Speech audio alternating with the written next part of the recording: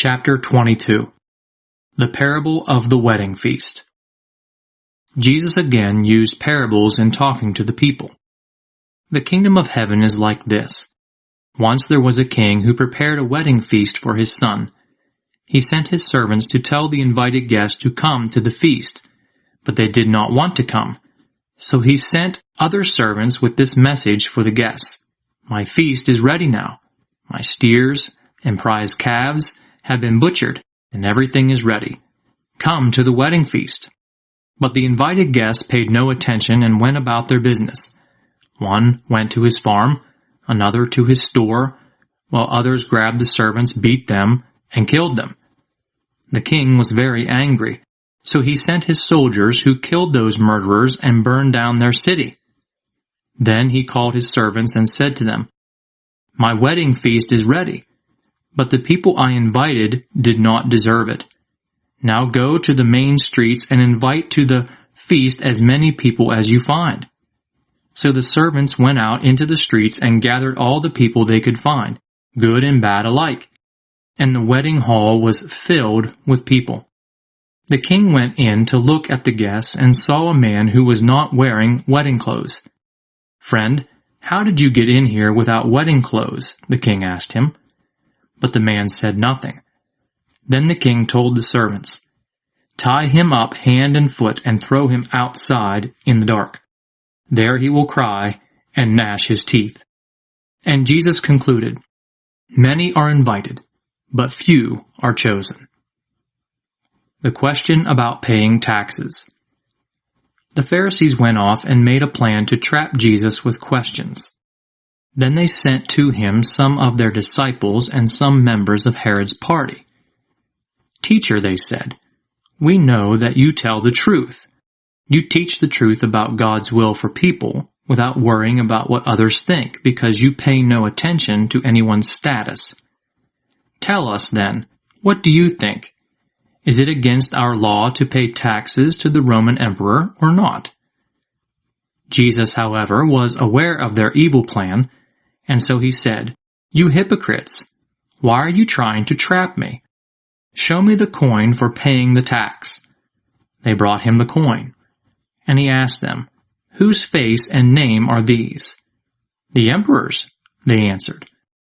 So Jesus said to them, Well then, pay to the emperor what belongs to the emperor, and pay to God what belongs to God. When they heard this, they were amazed, and they left him and went away. The question about rising from death. That same day, some Sadducees came to Jesus and claimed that people will not rise from death.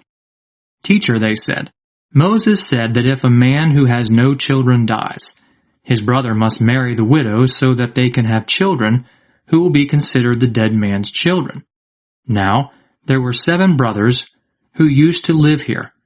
The oldest got married and died without having children, so he left his widow to his brother.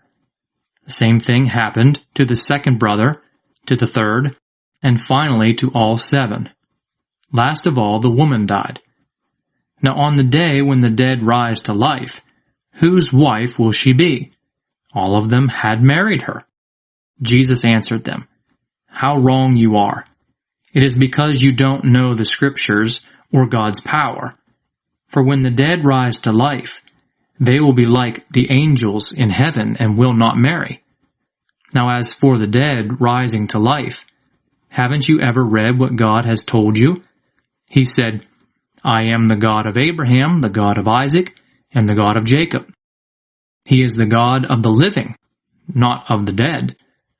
When the crowds heard this, they were amazed at his teaching. The Great Commandment.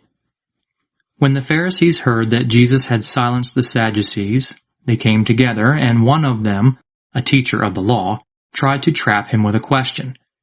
Teacher, he asked, which is the greatest commandment in the law? Jesus answered, Love the Lord your God with all your heart, with all your soul, and with all your mind. This is the greatest and the most important commandment. The second most important commandment is like it. Love your neighbor as you love yourself. The whole law of Moses and the teachings of the prophets depend on these 2 commandments. The question about the Messiah. When some Pharisees gathered together, Jesus asked them, "What do you think about the Messiah? Whose descendant is he?" "He is David's descendant," they answered. "Why then," Jesus asked, "did the Spirit inspire David to call him Lord?" David said, "The Lord said to my Lord, 'Sit here at my right side, until I put your enemies under your feet.' If then David called him Lord, how can the Messiah be David's descendant?" No one was able to give Jesus any answer, and from that day on, no one dared to ask him any more questions.